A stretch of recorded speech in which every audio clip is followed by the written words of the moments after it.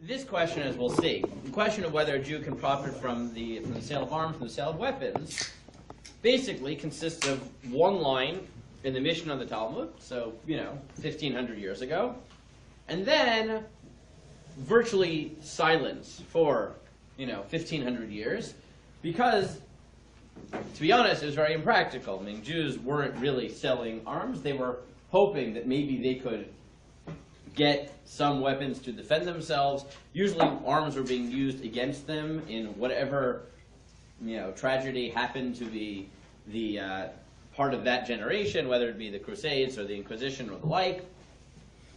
And then when after 1948, as Israel started to develop its military and arms and started its own arms industry, so the question arose again whether you could profit from the sales of arms. So as we'll see, our sources will be very, there won't be that much in the medieval material. It will be a one line here, one line there.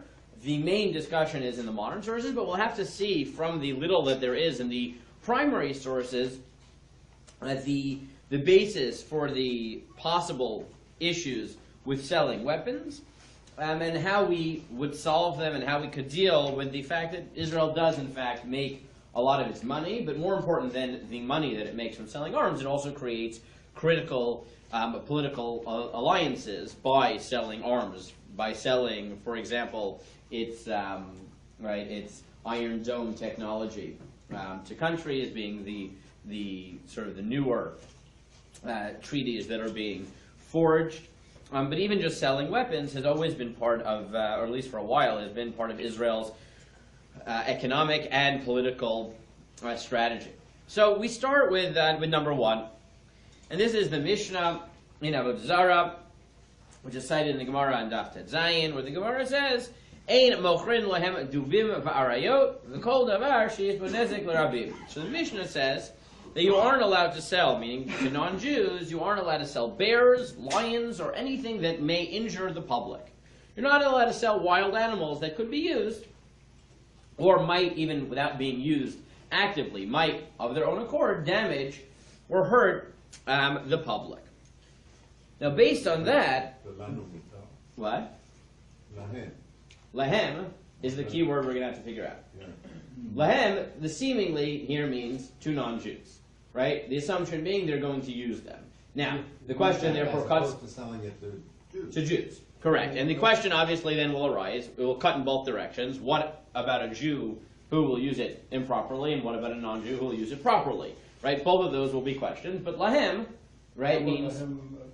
Would that not just mean because they'll use it against us? So as we'll see, so that's what we'll see, is some will say because they will damage people, some will say because they will damage Jews. Right? All these are going to be the questions, but we're not selling bears, lions, usually. But the Brisa, building on the Mishnah, so it's actually the Gemara before the Mishnah, but it incorporates this Mishnah, number 2, expands the prohibition. It says as follows, "Oh, Tanya, the Brisa teaches as follows." It's further been taught. Ein mochrin lahem lo zayin v'lo klei zayin. You can't sell them weapons or the accessories of weapons. Vein mashchizin lahen et zayin, and you can't sharpen or grind their weapons. Vein mochrin lahen lo stan v'lo kolarin v'lo kavalim v'lo shalshot v'lo barzel, and you can't sell them stocks or neck chains or ropes or iron chains. Echad ove kochavim ve'echad kuti. Neither an idolater nor a kuti. Right, meaning these people who thought they were Jews but had some animosity to the Jews, you can't sell it to either of them. My taima, and why can't you sell it to them? So inema dechashidi ashvichu damim. If you're going to say the reason you can't sell it to these kutim is because we suspect them of murder, that might not be true. Michashide. Are they really suspect that they're going to engage in murder? So then the Gemara responds, Amar Abdi bi Barabba, Kiderech sha'asar limkar love kochavim, asar limkar lelistim Yisrael. Right, the prohibition is in fact based on the fact that we suspect that they might use it for illicit purposes to damage people. And that's why, so if you just follow this line, the Gemara assumed, the Talmud assumed, that the idolaters would use it for negative purposes. assumed the average Jew would use it for self-defense, presumably. These kutim, they weren't sure about, and that's why there's this discussion that I erased in the ellipsis. But a Jew that you would suspect, I mean, there are Jews that you would suspect. It was just that normally Jews were being attacked by non-Jews, but there were Jews who were thieves or were known to be highway robbers, so then you couldn't sell weapons either. So the Gemara seems to say pretty clearly the reason we don't sell the weapons is because we don't want to enable people, Jews, non-Jews, whoever it's going to be, to use the weapons negatively. What does negatively mean? We still don't know, but negatively. So the Gemara says, hey chidami, what are we afraid they're going to do? I dechashed dikatil. If you're worried they're going to use the weapons to murder, so pshita, hainu ove kochavim. So that's the same reason we weren't allowed to sell it to the average idolater, because we assumed they would use it for murder. V'i delo katil, and if the thief is not, we don't assume he's going to kill, amai lo. So then why is it prohibited? So the Gemara says, still, olam delo katil, you're right. It's not where he's suspected of murder, but what's the case? B'mashmota dezimnin David la'asule nafshe. It refers to someone who's not committed murder, but we may be dealing with a cowardly thief. Right? He said even cowardly thieves who aren't going to try to kill anybody, if they ended up being backed into a corner, so they might kill. And therefore you can't sell weapons to people who are engaged in murder, and even people who you don't suspect are actually going to use their weapons, because anybody who's involved in crime, if you give them a weapon, they may end up using it.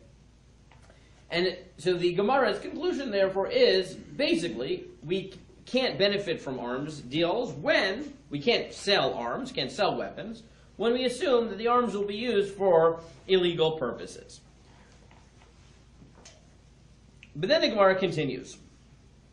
Tana Rabbana. Ein mochrin lahem trisin.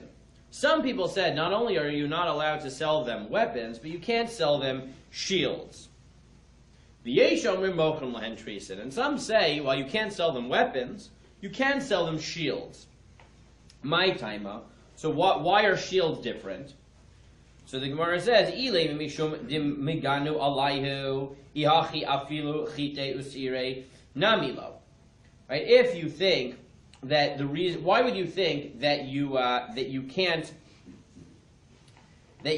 sell them shields? So if you think it's because they will, right? Sometimes they'll end up using it, right? So then, okay, let me skip. Okay, I'm going to skip down a little bit. Just go down to Ika Damri. We'll leave it aside. The first one, Ika Damri. Trace and Hayyu time below. Why would you say you can't sell shields?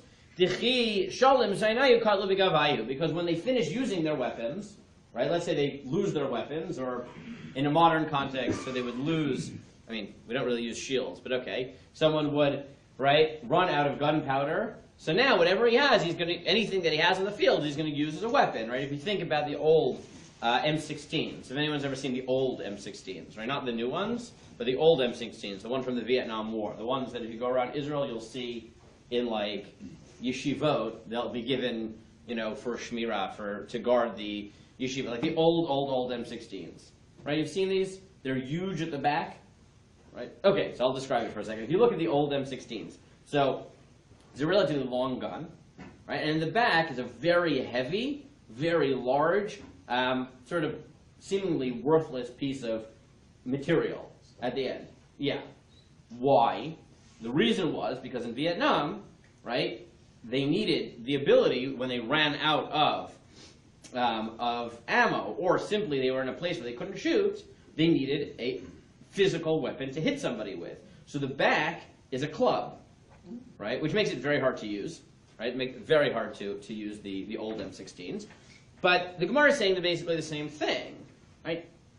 In modern warfare, so people would use an M16, and when they ran out of ammunition, so they would hit somebody with the back of the gun. In their times, the reason the person thinks you can't sell shields because if they dropped their sword, right, then they would take their shield and they'd, right, club the person over the head. It's also a weapon. V'yesh omrim, And the other position says, no, that's not true. When you drop your sword, you don't plunge into battle with your shield, you run the other way, right? You don't, if you don't have a weapon, you don't go into fight. But again, you see the Gemara's assumption is that anything that would be a weapon, realistically be a weapon, is a problem. The question is whether a shield falls in that category. But the Gemara is going in that same direction, that weapons are problematic to sell. Yeah? Simple. The guy can pick up a big rock and throw it off, so it's something different. Right, and that's really the point, is that if he's going to use it, fine, but it's unlikely it's going to be that more than anything else. It has to be an actual weapon. Right. If it isn't anything on the ground, take a stick, it doesn't make any difference. Right, that might be part of it, right? That anything, right, if it's just being used, not as weapons, you don't have anything else, so you'll find something else, right? I took for a while martial arts, and they said one of the first things you learn is learn how to see your surroundings and figure out what could be used as a weapon if you needed it, right? That's one of the things you learn, that anything could be a weapon, right? If you, an umbrella, a rock, right, a stick, whatever, anything can be used as a weapon if you know how to use it right. So Amar Rav Nachman, Amar Rabba Bavua, Halacha Keish Amrim, we rule that it is not a problem. You are allowed to sell shields. Amar Rav Ada Barahava, Ein Mochel L'Masher Shel Barzel. Not only can you sell them weapons, but you can't sell them bars of iron. So let's look at the English. Why? Because they may hammer weapons out of them, right? Not only can you sell weapons, you can't sell the metal, the raw material to make weapons. And if so, spades and pickaxes too should be forbidden. You shouldn't be able to sell them, gardening tools, because you could use them as weapons. And as if you look in Sefer Shoftim, in the book of Judges, right, when they didn't have weapons, that was what they used, right? When it was forbidden for Jews to own weapons under enemy rule, so when they wanted to mount a rebellion, so they took, shovels and, spades and any other somewhat sharp metal object that they had. So it should be forbidden to sell gardening tools. So said Reb Zvid, we mean bars of Indian iron. It was apparently a special type of metal. That was what they used for weapons. Okay. But then the Gemara asked the key question. Okay, it's very nice. There's this prohibition to sell arms. Except, apparently in the time of the Talmud, people did sell arms. So the Talmud says, why then do we sell it now? Why, if it's forbidden to sell arms, do we sell arms? So the Talmud said Rav Ashi, we sell it to the Persians who protect. Because the Persians, they were under Persian rule, they actually protect us from other enemies. So we sell it to, maybe not our best friends, but the people who maintain order and protect us from other enemies, so we sell them weapons. So from the main Talmudic passage, this is what we get. One is that there's a general prohibition to sell weapons. Two, people who the assumption is will use it for illicit purposes, right? For negative purposes, for crimes. Two, we're allowed to sell defensive weapons, I guess, because we assume that that's not going to be used for offense. Right? That was a dispute, but that was the way the Gemara rules. And the third point is that we can even sell offensive weapons if we assume the purpose of the offensive weapons will not be crimes, but will be defense, will be protection, will be something good. Right? Those are basically the three principles that you pull out of the main Talmudic passage. So as we'll see when we get to the modern opinions, each of these can manifest itself in modern Israel. We'll see more in a minute, but even just from here, right, if I asked you, take these three principles, right, and just based on these three principles, why could we argue that even if you aren't supposed to sell arms, the state of Israel should be allowed to sell arms? With allies. What? Right, one would be allies, right? Which is defensive. what? Right. So one would be defensive weapons. So like selling the Iron Dome would be presumably the equivalent of selling shields, right? It's not a weapon. It's a defense mechanism. Now, allies, right? If we wanted to expand from the permission given to sell weapons to those who are going to protect us, right? Selling weapons to people in order to forge strategic alliances is just half a jump. Right? It's just a minor jump from saying we sell it to people who are actively defending us. We might be allowed to sell to people who, by virtue of forging the relationship, we are protected. And the third is, based on the first point, is as we saw, while the Talmud says it's prohibited to sell to non-Jews, it's clear by the fact that it also prohibits it to Jews who who might use it for illicit purposes, that really what the Talmud means is you can't sell it to people you will assume will do something wrong with them, which, under some circumstances, we might be comfortable that our allies are not doing that. But that last one is the trickiest of the three, because that's never clear, right? For example, right, Iran, right? Meaning when we sold to Iran in the previous regime, whatever we sold there has remained, right, into the current regime, right? It's not always, that one is not going to help you very much, because you never quite know where weapons are going to end up once you sell it into potentially hostile neighbors. The theory is that if you arm someone sufficiently with offensive weapons, then they will not have to use them, because they're basically going to be strong enough that no one will attack them. You hope they're not going to attack anyone else. And so even an offensive weapon is, in a kind of sense, a defensive weapon. In this, because people who get attacked tend to be weaker. People who are very strong don't get attacked by anyone because they're very strong. But they don't seem to fix on that kind of concept at that time, that an offensive weapon is really a defensive. Right. I mean, I think in the ancient world it wasn't as much. Yeah. Right. I mean, like if you read, I don't know if you've ever read through Thucydides, it's like 1,500 pages and a bit tedious. But if you read through the history of the Peloponnesian Wars, you see that it's not quite like that. Meaning, Sparta loved showing off that they were strong, and they attacked just because they could. And they liked attacking Athens just to show that they were stronger than Athens, even though Athens was stronger than Sparta in the sense that they lived in a walled city, that the only way in and out was by ship, right? Like, really, and they had the strongest navy. So if Sparta came, Sparta would try to tempt them by, burning down their fields outside the walls, and Athens would just get on a ship and sort of leave, right? So there was a power struggle. Like in the ancient world, you fought to show your power and get tribute, right, or just express dominance, which still exists to an extent in certain parts of the world. In the Middle East, this is still true, right? I remember at some point I had a week-long seminar with Michael Doran, who was one of the Middle East advisors to the Bush administration, where he was explaining, right, a lot of, from the documents that we now know of what went into the discussions of why people fought certain wars. It's, you use it, you don't just have weapons to show strength, you fight to show strength in certain cultures. So it's not always true. I think Richard's point is you don't attack somebody unless you believe you're going to be able to beat them. But that's not always true, right? That's what's, in the Middle East, not always true. Sometimes you'll attack,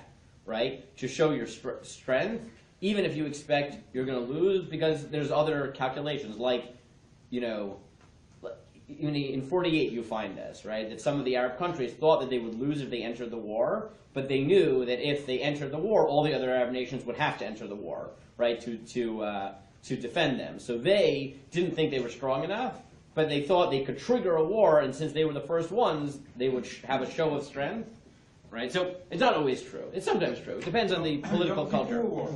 Yeah. They were kind of surprised that they did as well. Yeah, there's a lot going on. Politics and culture is different in different places. But the point is, offensive weapons can, at the end of the day, be used defensively, and often are. Not always. But you're right. One of the questions to ask is, what if someone's buying offensive weapons for defensive purposes? Is that different? Maybe. Yeah. The only problem is that the Israelis sell to both sides. I know this is a fact. Well, so both defensive, because they sell to both sides. It's the same war. Both sides get weapons from Israelis. Right. Well, so that's one of the interesting questions, right? You sell to two sides of a battle, not your own battle, but in order to protect yourself by having defensive alliances with yourself, right, which is what Israel sometimes does, right, that still might work, right, because because you're not selling it because you think their war is just. You're selling the weapons. Africa. I'm just talking Africa. Nothing to do with Israeli stuff. They're selling both sides. Both sides can kill each other. It's nothing to do with Israeli stuff. It's not defensive. Well, no. They're selling it a lot to actually build political alliances. Right. That's true. That's what I'm saying. Is if you're selling to two sides of a different conflict for your own, right, safety, right, to forge alliances. Right, these are selling conflicts that have nothing to do with Israelis, and they sell to both sides. Correct, but it's the alliance that's important. That's what I'm saying. Right, covering both sides, so whoever wins, they get them. Yeah, I mean that's the way you really that's the way in a bit of a cynical world, but we live in a cynical world. You forge alliances. Okay, so let's look at the reasons that the commentaries give for this prohibition, and then try to open up some of the more direction. We already started pointing in the directions of why it might be permitted under certain circumstances, but let's continue. So in number 3, the Ritva, Rabbi Yom Tov Asvili, writes that the reason that you are allowed to sell the weapons So he says the reason you can sell weapons to the Persians, he says, is since they save us with weapons, it is permitted, and we do not worry about placing a stumbling block before the blind. So he says two things which are important here. He says, one, the reason that we don't sell weapons is because of what's called lifnei iver, placing a stumbling block before the blind. We don't want to be responsible for the crimes that the other person commits. But then he says something important, right? We might have thought that the reason you're allowed to sell to the Persians who are protecting us, right, is because you assume they're only protecting us and not using it for crimes. Right? The Ritva tells it says that's not the case. Even though we are concerned they're going to use it for other bad purposes, since they also protect us, we don't have to worry about the possibility they can use it for crimes. I mean, they may or may not use it for crimes. We don't have to be assured of that as long as it, right, because that's waived because we want to be protected, right? Which, coming back to Moshe's case, would tell us that there's at least room to say that even though the concern is we don't sell weapons because we don't want to be aiding and abetting people who are involved in illegal wars, if it's necessary for us to sell weapons to them in order to create strategic alliances, it may be fine anyways, because the Ritva is telling you two things. One is that normally we're worried about enabling crime, but we don't have to think too far in advance as long as we're doing it not because we want to help the crime, but because we need the right political capital, we need the alliance, or in this case, just protection. Okay. That's a yeah. very subjective Yes, I'm just... process. What? That's a very subjective process. Well, when you take it from the person... Calculation. Well, when you take it from the context of the Talmud and jump into the international sphere, it will be, and then we have to figure out whether it's true. In their circumstance, it wasn't, right? The Persians had taken on the responsibility of protecting them, so they sold them weapons, and then whatever they did beyond that wasn't their responsibility, right? You're right. In the international sphere, right, it's much more subjective because, right, it's not like the nation has, the nations we sell arms to have promised, oh, now we're going to protect the state of Israel. We're hedging that this will cement a political alliance, and they'll only do whatever they do wherever they do it, and not against us. There's a big difference between a guarantee and having leverage. Correct. And that's why the jump is still a jump, but this opens it. Yeah. In this excerpt from the Gemara, it seems to imply that if the listim were murderers or potential murderers, you would be able to sell. Yeah, I mean, it sounds like crimes, we mean specifically violent crimes, right? Not just... But why is that? Why would you be allowed to sell to an Ofer Avera? So it sounds like we're only worried about selling weapons if we're concerned that the weapons will be used for the crime, right? Meaning, the fact that someone happens to be a bad person was not of concern, right? Meaning, I could sell a known criminal... It's not integral to the crime? Well, that's what it sounds like, right? Because they're saying if you sold a weapon to someone who isn't going to use it in his crime, so, right? Meaning, for example, if someone to be, I don't know, guilty of, pick your crime, insider trading. Okay, fine, right? I gave a lecture on it yesterday. It's on my mind. Somebody is a white collar criminal. You know it. Whatever. Maybe he'll be caught. Maybe he won't be caught. Whatever the case may be. But the fact is, he lives in a somewhat dangerous neighborhood. I don't know, right? He lives in Johannesburg, right? Right? Everyone has weapons, so he's a criminal. But you're selling him a weapon, and you don't think he's going to go. He's not going to do insider trading. He doesn't need a gun to do insider trading. Right, but the Talmud is saying basically the same thing, right? If you have somebody who might use his weapons in his crime, so then you're enabling the crime. If you know that the guy steals, is starving to death, and he doesn't hold anybody up, right? He lives in the inner city. It's really dangerous, and whatever. He happens to steal food because he's starving to death. It's not a good idea. It's not good. He's not allowed to steal, but you don't expect he'll ever use the weapon. You know that there's a fruit stand outside, and he always goes by and takes an apple because he's starving to death, right? He's a thief, but it's no different than selling in that case to the insider trader because the weapon isn't enabling the crime, right? So the Talmud assumes because we only can't sell weapons if the weapons are part of the crime. If he happens to be a criminal, that would be different. Now again, what would happen in a case where someone isn't known to be a violent criminal, but right? is a drug dealer. He's never been convicted of a violent crime, but you know that the way of the world is that the more people descend into drug trafficking, the more likely they'll be involved in, right, violent crime or be caught up in a violent situation. In that case, it's probably like the Gemara's case, that the thief you think that might end up in that situation, you can't sell it to, right? But it's always going to be someone where you have to look down the line and you see violence as a function of their crime. But the guy who steals the apple Yeah. can turn Yeah, they to can just armed pass the robbery water. at that What? point. What? The water. Yeah. What? The guy who steals the apple can turn to armed robbery once you give him the weapon. Theoretically, right? And then you have to figure out, is that actually going to happen? I don't know if it's a good idea to sell to a thief, but But again, on the one hand, yes. On the other hand, what happens if he really lives in in a very dangerous part of the city, and he really needs a weapon to protect himself, right? Right? The question gets a little bit more murky. Okay, if you're looking in Riyos of Chaviva, the Nemukah Yosef, so he says, what was the problem to begin with? Ein mochrim lahem, mishum dechashidi ashvichu damim va'adi lemikdal Yisrael. This isn't about lifnei iver. It's not that we're worried that there's going to be it's not a spiritual accounting. It's not that we don't want to be responsible for his crimes, so we don't sell weapons to someone who might use it for murder. That may be true, that may not be true. The reason you don't sell weapons is self-preservation. We don't sell weapons to those who kill us. Now, according to that explanation, why is it that you're allowed to sell it to the Persians? Because they protect us. Right? This is totally a self-preservation Gemara. It's a law that says you can't sell to those who might use it against you, and if your best guess is that someone's going to continue protecting you, then you can sell them. The Rambam, Maimonides in number 5, says, it's not about Jews.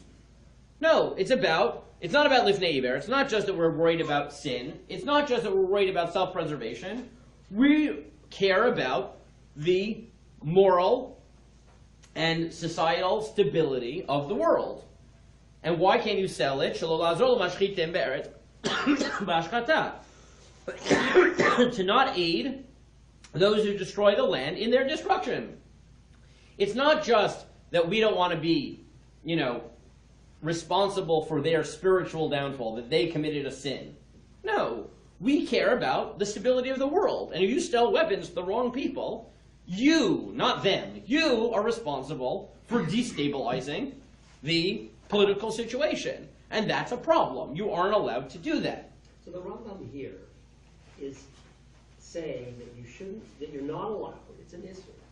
It's usher, right? You're not allowed, whether it's from the Torah or it's rabbinic. You're not allowed to sell weapons. The guy is a Jewish guy, he's selling weapons. He's in the weapons business, and he would like to sell weapons and profit from it. He cannot sell, the law is he's not allowed to sell the weapons in these circumstances. And the reason is because there's this general concept that he can't be there's no specific love, there's no specific thing he's doing wrong. It's just this general idea that it's a general moral concept. It's just not a mitzvah, but it's a general moral concept. I mean, it's more than something that's not that detracts from stability in the world. I think it's more. I don't think it's less than. I think it's more than, right? It's that murder specifically is more than just a crime, right? It's a crime, right? And therefore, because lifnei iver, as we'll see, lifnei iver in general, as we'll see in a moment, is a very technical prohibition. It's only if they couldn't do it without you, right? So if, like the Ritva is right, I can't sell weapons because it's lifnei iver, so then it would only be prohibited if they couldn't buy weapons for somebody else. But he's expanding it. So correct. Isn't that a problematic? In other words, that when you said it's because of lifnei iver, you say it's because you're somehow assisting in murder or something. Then I understand. There's a law in the Torah law to do something, and by selling arms, you're somehow breaking that law. But it's interesting to me that he says, well, no, it's not that. It's not a specific law. What it is this general concept, which means we understand there's a general concept, but it's not a specific prohibition anywhere. It just says, look, you're a moral person. You're a Jew. You're not allowed to sell weapons to destabilize situations. And then that's not a specific mitzvah. Correct. Right, and the Rambam therefore expands it. Yeah. Would he say that's rabbinic? Yeah, this whole thing is presumably rabbinic, yeah. If you take the Rambam literally, then there is no way that you can sell them at all, even if they're defending you and even if they're... Well, so that's what the that's what the Rambam would have to say, is that even though we don't want to be engaged in this, there's a limit to which we can deal, right? The limit to which we can be so pure, right? Meaning the world is a tough Yeah, place. what does he say? No, I mean, the Gemara already says you're allowed to sell defensive weapons and that you're allowed to sell if they're protecting us. I mean, what the Rambam would have to say, on the one hand, we don't want to, bring more violence into the world. On the other hand, if there is violence and we need to sell weapons to protect ourselves, then that's fine. Right? I mean, it's a balance. On the one hand, we wish the world were less violent. On the other hand, it is violence. You need a balance. And that's really what the Rambam is going to end up saying. The Nemukei Yosef in 6, right, puts the calculus as follows, right? He says, why is it we're allowed to sell to the Persians? They protect us. They fight for us to protect the city and its inhabitants, and that's a certainty. Killing a Jew is doubtful, and this is what we rely on, right? It's just a trade-off. We know that when we sell weapons to somebody, they might end up using it for crimes elsewhere. We don't want to destabilize the world. We don't want to bring violence to the world. That's fine. But we don't really know what they're going to do. We know that right now we need them. That's a certainty. That's doubtful. So yeah, it may not be ideal, but even the Rambam is going to admit that you got to do this. Now, his last line, that is what we rely on, is important. Said, in fact, right, in the Middle Ages, apparently sometimes they did sell weapons because, for whatever reason, right, in some circumstances, they had the ability to make weapons and sell it to people who were protecting them. Okay, now what is going to be the difference, though, between different positions? So as I said, if this is about Lifnei Iver, it's about us being responsible for the spiritual standing of other people. So then it's going to be a very limited law. Because in number 7, the standard law by Lifnei Iver is as follows. Rabbi Jonathan said, how do we know that you can't hand a cup of wine to a Nazir, or a piece of flesh from a live animal to a non-Jew, right? A Nazirite can't drink wine, so you can't give him a cup of wine. And you can't give live animal to a non-Jew, can't eat it, neither can Jews, but meaning even non-Jews. And the answer is, it says, do not place a stumbling block before the blind. But then the Talmud asks, but wouldn't the sinner take it even if the other did not give it to him? So the Gemara responds, here what are we dealing with? When they're standing on two sides of the river, Trei Avrei de Nahara. And the normal halacha is as follows. If you think the prohibition is Lifnei Iver, so it's only considered that you are responsible for someone else committing a sin if you not just helped them, but you enabled it. If without you, it couldn't have happened. Right, now this obviously would create a huge room for leniency in the practical law, because right, until now we've said it's problematic to sell to countries who might use it for negative purposes unless they protect us. But if it's about Lifnei Iver, then that's only going to be true if they could only buy weapons from Israel. If they're going to buy weapons from Russia, so then might as well be Israel, so at least we'll have, right, we're not enabling them, right, we're just profiting off their inevitable, right, buying of weapons. However, there is a qualification, which is in the Ramah, in 8, if you just look at the English here, it says, however, there may be a rabbinic prohibition called misayeya, which means that even when they don't need you to commit the sin, but you're helping them, it might be prohibited rabbinically. So some say that it's only prohibited to sell them things related to their service when they don't have others like them or can't buy them somewhere else. But if they can buy them somewhere else, it is permitted to sell them anything. And some are stringent, and the custom is like the first position, and one who is careful should be strict on himself. So there's at least room to think about the possibility that it would be problematic, even if they could get weapons elsewhere. But that's already a dispute, and if, as the Ramah says, if there's a real reason for it, so you could be lenient, because it's only a stringency. Really, we paskin, especially when we're dealing with non-Jews. And non-Jews, if it's Lifnei Iver, it's about putting a stumbling block, we only prohibit it when they couldn't have done it without us. Now, so far, just to sort of summarize what we've seen so far, based on these different explanations, we have possible reasons to justify selling arms in the state of Israel, even though there is the prohibition. Because either, if it's about Lifnei Iver, if it's about putting a stumbling block, they could buy it elsewhere. If it's about destroying the world, well, if it's someone who's using it for good purposes, or it's for forging a strategic alliance with us, then we've seen that under those circumstances permitted, either despite the fact that they're going to do things which are questionable as well, or because we assume that the type of people we're forging an alliance with won't do negative things with it. And defensive things like the Iron Dome are going to be permitted because those aren't weapons to begin with. In 9, Rabbi Yaakov Epstein, I just gave you a summary, says something fascinating. He says, until now we've assumed that we could make the jump from the prohibition to sell to individual non-Jews to the prohibition to sell to nations, and then we have to find a reason why nations might be permitted. But he says maybe this is all off. And he says as follows. If the reason that it's prohibited to sell arms is because of lifnei iber, because you're responsible for the sin someone else isn't going to commit, so you can't sell a weapon to an individual who might kill because murder is unacceptable. But war in halacha is not unacceptable. There are circumstances under which war is permitted, which means that when you sell to a nation is not going to usually be involved in murder. They might be involved in war.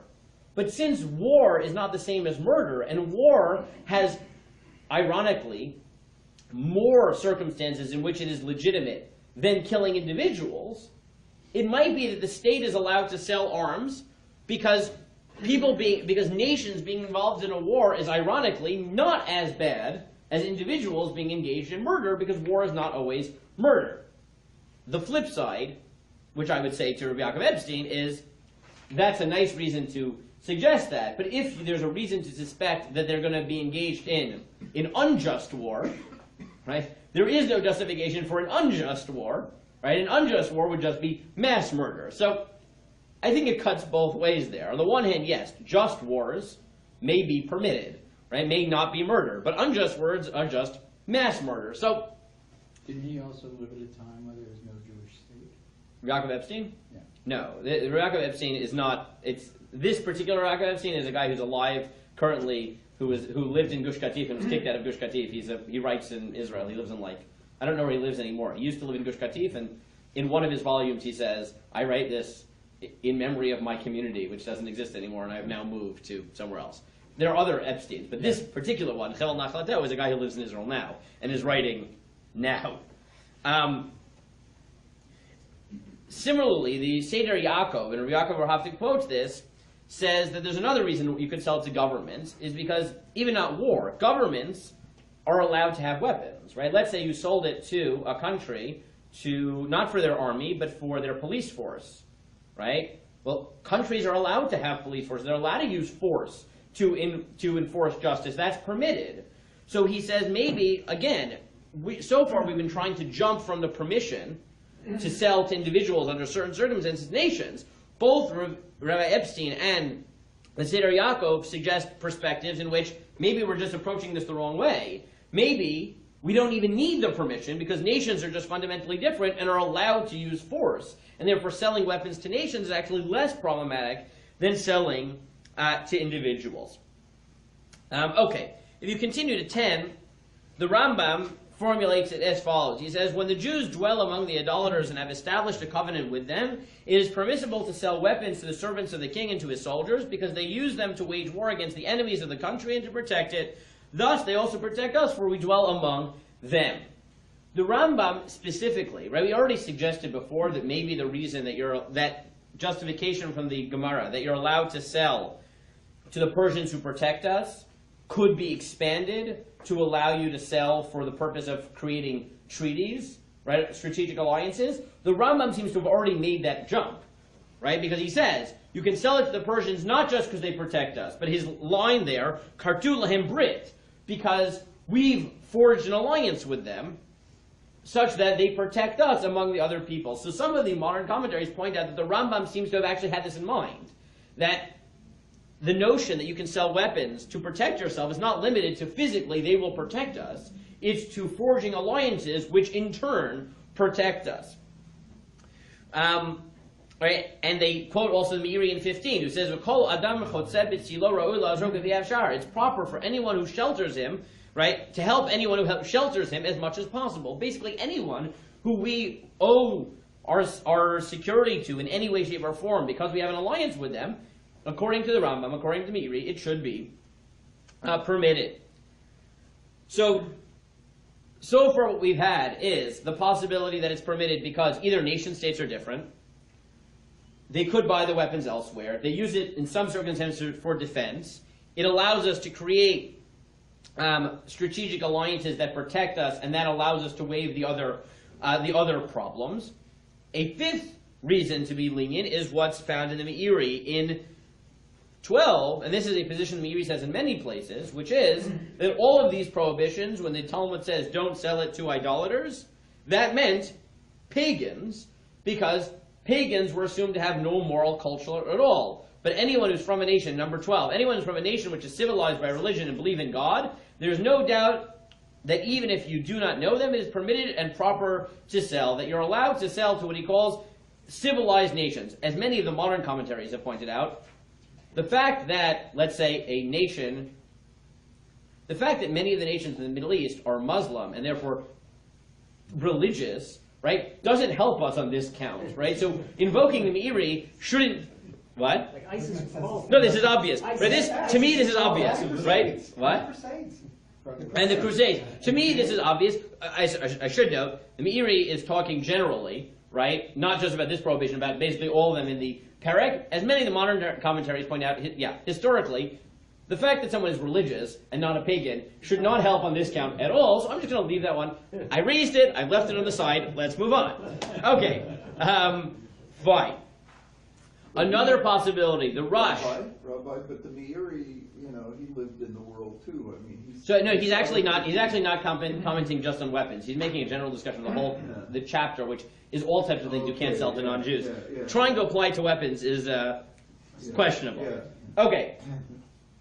Another one in 13, I'll just say it outside. The Rush also says that one of the things we use nowadays to allow things, right? The first chapter of Avodah has a list of things you aren't allowed to sell to non-Jews, types of business deals you can't have with non-Jews. But in general, if it will cause animosity, we waive the rabbinic prohibition. So any time when it would create actual friction, right? If you didn't, help somebody out and sell them weapons or sell them defense weapons or something like that, that's yet another reason to be lenient. Okay, so as I noted in 14, I just gave you that Rabbi Yaakov Epstein is among many who suggest that political alliances are permitted under the rubric of defense. So again, just to summarize what we've seen, and then I'll finish up. While there is this prohibition to sell weapons to individual non-Jews, because they might use it for illicit purposes, and again, also to Jews who might use it for illicit purposes, that just wasn't the reality most of the time. The reasons to permit it under our circumstances, the reason Israel's engaged in it, even though they didn't necessarily ask Shilas, though some of them did, was A, nations might be different. B, we need it for defense, because in the way of political alliances. C, some of our allies, at least we hope, are using it for good, so we're not actually worried that they're involved in crime. 4 is that they could buy it elsewhere, so if it's about lifnei iver, then that problem doesn't apply. And as well, in some circumstances, it'll generate animosity. If we don't sell them, that would be a reason to permit, especially to our political allies, is to forge strategic alliances. One of the, It seems here that you have to, considering the political turmoil in any generation, it seems that the rulers, or rather the poskim at the time, would have to evaluate, is this the right thing to do at this time? Because what happens if a nation who you think is your friend is turning against them? Look at right. So that was the example I used of Iran, right? Iran in the 70s we sold to them, and now they're enemies. Yes. So the poskim do bring this up. The poskim bring up that all of this only opens the door to saying that if it's going to be politically wise, and the nation is a nation that you don't think is going to use it against you, you're allowed to sell it. That doesn't say you should. That's a question that should be left to political strategists. This just sets the theoretical rubric that says you're allowed to if. But rabbis should not get involved, right? I'm a student of Lichtenstein who said very clearly, the job of rabbis is to set the theoretical framework and then back out, because filling in those details, there's no reason, in Smicha we did not learn, right, political strategy, right? Halacha, maybe I'm competent to talk about, maybe I'm not, but I know I'm not competent to talk about whether it's a good idea or not to sell weapons. That I leave to the general. This is just opening up the theoretical. Okay, I'm just going to summarize and then I'll stay for questions at the end. A few last issues that people brought up.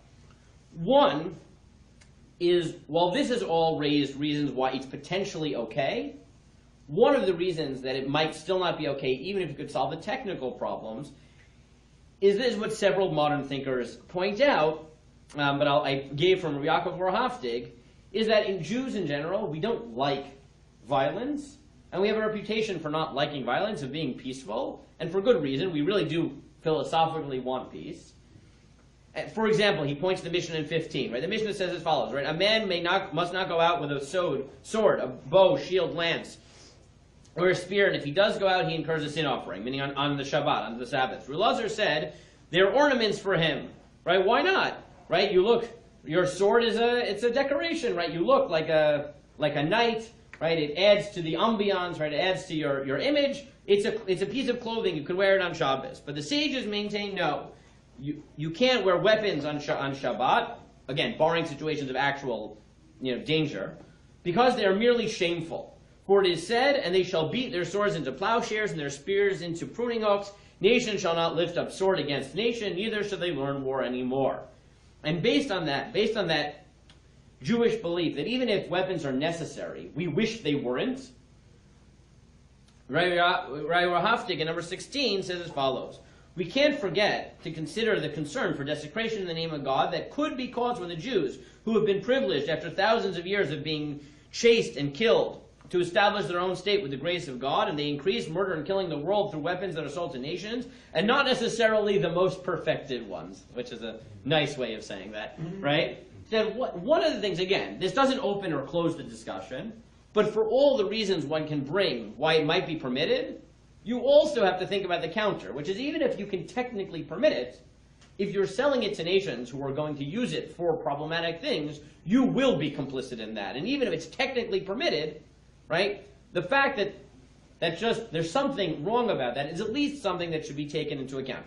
I forgot to mention, there is one of the rabbinic articles, which is written by a rabbi / a general, I think, or political thinker, I'm not exactly sure, or politician, where he does raise the point that the reason he opposes selling arms is simply because he thinks it's not true, that it creates good political alliances. He thinks it's just in general, on balance, bad.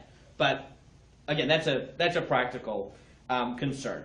And 17, I gave you, Rabbi Yaakov Toledano was asked about this, and he did forbid selling weapons in, I think, like 1950s Israel, or maybe earlier, but that was to the Arabs surrounding them, because they were being used against them, right? I mean, just because you can find leniencies doesn't mean there are circumstances where the original reasons do apply, which is worth keeping in mind. Reb Eliyahu Abrizal, on the other hand, now moving again from the nations just to individual, right? Just one line about the individuals.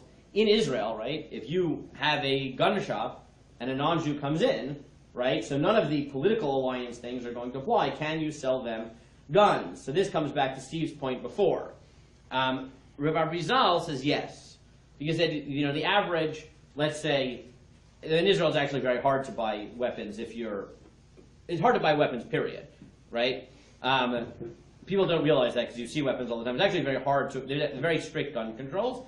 In certain places, it's much easier, like in Gush Etzion and the like, where it's assumed to be more dangerous, right?